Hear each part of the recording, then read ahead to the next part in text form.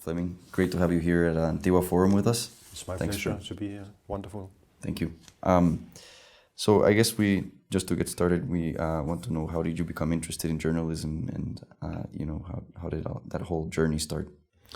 Well, when I was a young man in last year in high school, I guess it was at the height of the Cold War, 1978, and I watched news reporting from the Soviet Union, and Danish television and radio had a very good correspondent who spoke the language fluently. He was in fact born in the Soviet Union, and I became very fascinated with Russian culture and language, because he was not just not doing the traditional political reporting, but he was talking to writers and poets and trying to explain and get across a picture of Russian culture. And so I mean my number one ambition in life from the age of 19 was to become a Moscow correspondent. So I'm not a journalist by profession. I graduated in Russian language and literature, and for a long time I dropped my dream of becoming a Moscow correspondent, because I have a more academic and analytical mind. So I wanted to become a linguist or a literary critic, or work in liberal arts and science. But then the Soviet Union opened up when Gorbachev came into power in 1985, and Danish media began hiring correspondents for the first time. And I was very lucky to get one of those jobs in 1990, and the rest is history in a way. I spent 12 years in first the Soviet Union and then Russia as a foreign correspondent, and 3 years in the United States as well. I guess that you've been exposed to communism and the ideas of oppression. You came across the idea of freedom of speech. Can you tell us a little bit about what you think freedom of speech is? Sure. I grew up in a country and in a time where no one questioned freedom of expression. It was taken as a given. And in Denmark, I never thought about that freedom of expression, could be challenged in any way. It was a kind of fundamental of liberal democracy in Scandinavia. When I went to the Soviet Union in 1980 as a young student, and I met my future wife, I saw what happens to a society when it's being intimidated, when you have censorship, when you oppress dissent, and so on and so forth. And for me, it was really an eye-opening experience, shocking in many ways, and it took me a long time to digest what I had experienced as a very young man. And when I came back to Denmark in 1981, I got a job at the Danish Refugee Council as a translator of Russian. So I worked with refugees from the Soviet Union to the West, in this case to Denmark. Most of them were Jewish. That was the third wave of immigration, but there were also real dissidents. And I got involved with the dissident community in Western Europe. I listened to Radio Free Europe and Radio Liberty. I read the immigrant press. I read immigrant books about the Soviet Union, all the things that could not be published inside the country. And meeting these people, reading their newspapers and their books really became a life-forming experience. I think that experience was maybe far more important than the fact that I grew up in Denmark. It really changed my outlook on a lot of things, and I became, I would say, a deeply convinced anti-totalitarian. yeah, and then I got the job and in Moscow in 1990, and I experienced the fall of the Soviet Union, which I hadn't thought that I would experience in my lifetime. It was amazing to watch up close how authoritarian, totalitarian regime disintegrate. Even though I know that the transformation has not been 100% successful, but it also taught me a lot about how difficult it is to create change in a society with the kind of legacy that Russia has. So that was in a society that was used to oppression, I guess. But going to fast forwarding, I guess, a little bit to the publication of the cartoons. Yes. You mentioned in your book, I think, that you felt that there was also a threat to freedom of speech in countries where we have a culture of freedom of speech, and that's what prompted you to. Yeah, I mean, I spent 14 years abroad as a foreign correspondent from 1990 until 2004. And when I came back in 2004 to become the culture editor at my newspaper, there was a big debate about immigration, integration, Islam, so on and so forth. And at one point, I mean, you had 9/11, you had the London attacks, you had the Madrid attacks, and in a very short time span, in the course of a very short time span, I identified several examples in Denmark and Western Europe that indicated that there is self-censorship and fear when it comes to writing and talking about Islam. At that point, I wasn't saying that there was a threat to freedom of expression because I didn't know. And I think at that point, the threat to freedom of expression was more a question of culture than law. Because, I mean, there were voices trying to change the law in order to criminalize insulting Islam, but they were not that powerful. It was more a question of self-censorship. But at that point, I mean, I had two questions. Is self-censorship going on? Some people were saying no, others were saying yes. And the second question was, if there is self-censorship, is it a self-censorship based on facts in reality, or is it just a product of a sick imagination? Your prejudices and irrational fears and so on and so forth. And that served, in fact, as the background for commissioning those cartoons of the Prophet Muhammad in September 2005. And 11, 12 years later, we sit here today, and we can for sure say that the answer to both of those questions that I pondered in 2005 is yes. Self-censorship is going on in liberal democracies in the West when it comes to the debate about Islam. There is an unwritten blasphemy law.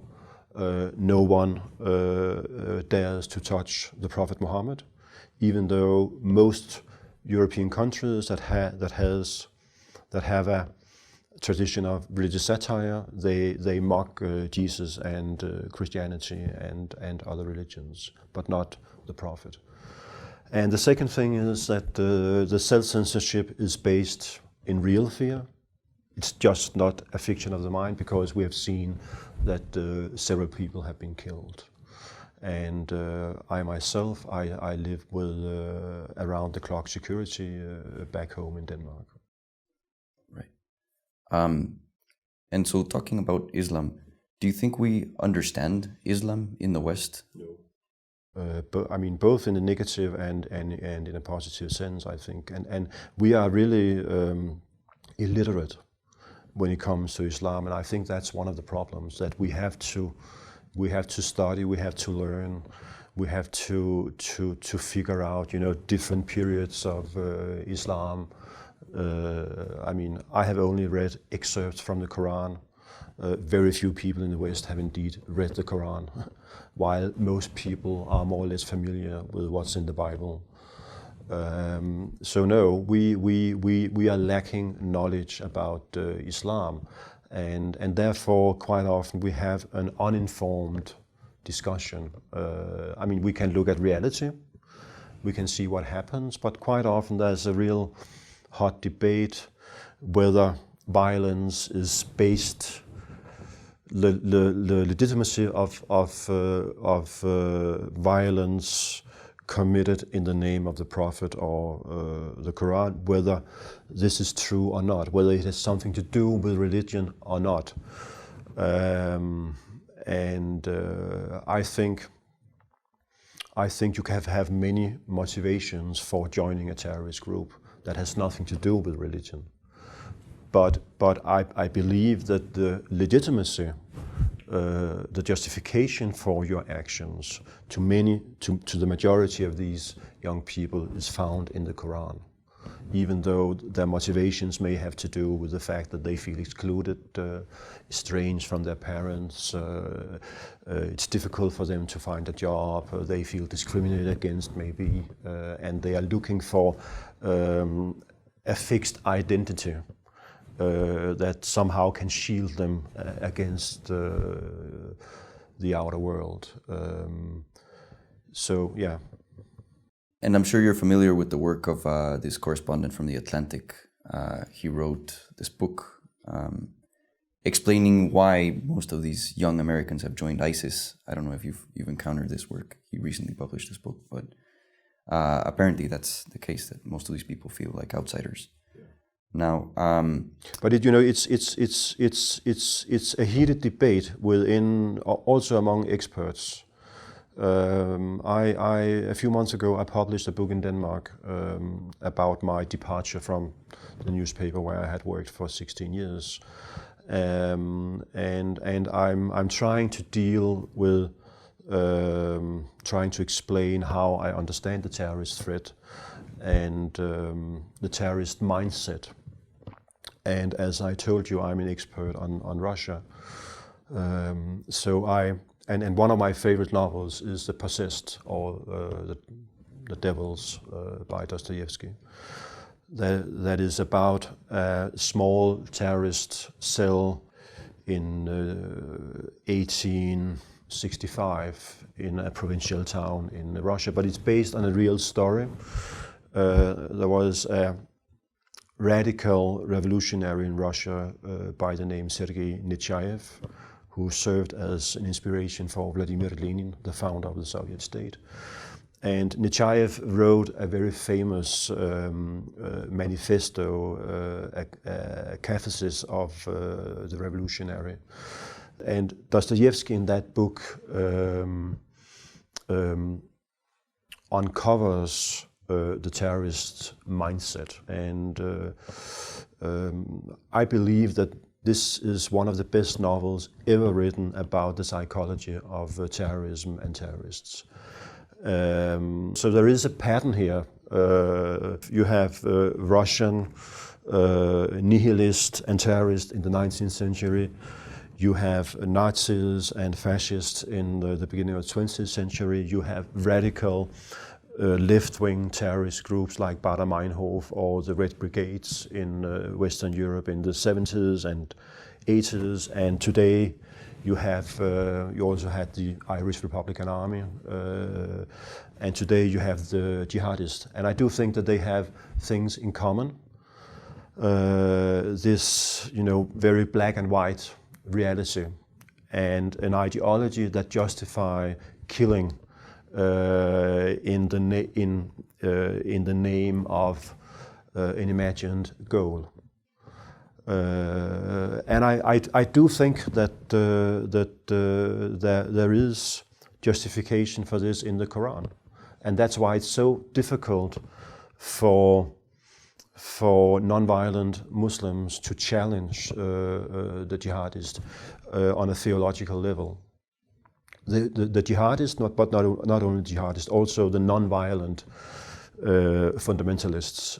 They all want to recreate the first Islamic community that the Prophet established in Medina after he fled Mecca, and the first four caliphs after the Prophet.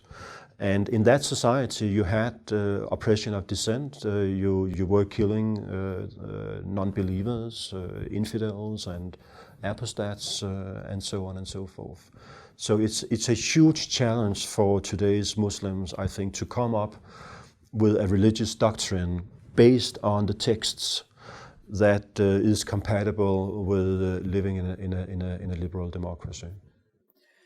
And do you think, because you also mentioned the importance of storytelling, yes, and the value that freedom of speech adds to storytelling, do you think every story is worth telling, or do you think maybe there are stories that we should maybe not directly suppress, but you know, I myself may think that not every story is worth telling, but that doesn't matter, because it's not up for me to decide.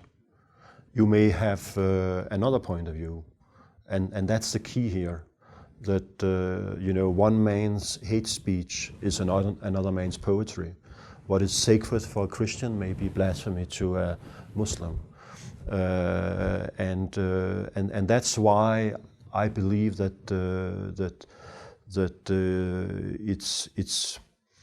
it's counterproductive to have hate speech laws. It's counterproductive to have blasphemy laws, and I believe that every individual is entitled to tell his story in the way he wants, as long as he is not inciting violence. Unfortunately, that's a minority view. It's difficult to explain to other people why it's important to defend the right to insult. And I can understand that, because who wants to be insulted? And it's not always a constructive way to go about things. But I think the key here is the burden is on the other. Of course, I would like to be polite and so on and so forth. But it's not just that you shouldn't insult. But I think it's inevitable if you have Christians, Muslims, atheists, communists, conservatives, and you really believe in that ideology and religion, you will insult other people saying what you believe. So the key for me here is that the object of an insult needs to work out a pattern of reaction that doesn't include violence or calls for banning and outlawing or criminalizing. You can shout back, you can insult the other way in return, but you should not try to ban or use violence and intimidation and threats. And that's very, very difficult. It's not a natural thing for human beings to be tolerant. Unfortunately, we are not being taught that in schools today.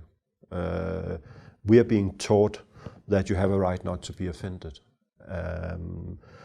Of course, we do not call for violence when we say that it's not okay to use violence, but we say it's better to shut up. It's better to be silent than speak your mind if it's offensive to other people, and it undermines our opportunity to understand one another, because it's only you don't get more understanding through silence. I mean, I don't know what you think if you are not speaking out. So that's why freedom of expression is so important in order to understand what it feels to be you, even though I am maybe of another opinion, and then I can react accordingly find out if I agree, if I disagree, if I find what you are saying is stupid or outrageous or whatever it is. But it's very freedom of expression is very important to find out who the other person is,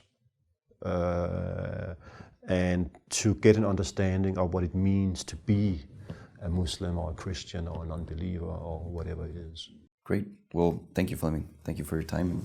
My pleasure. Please come back again. I would love to.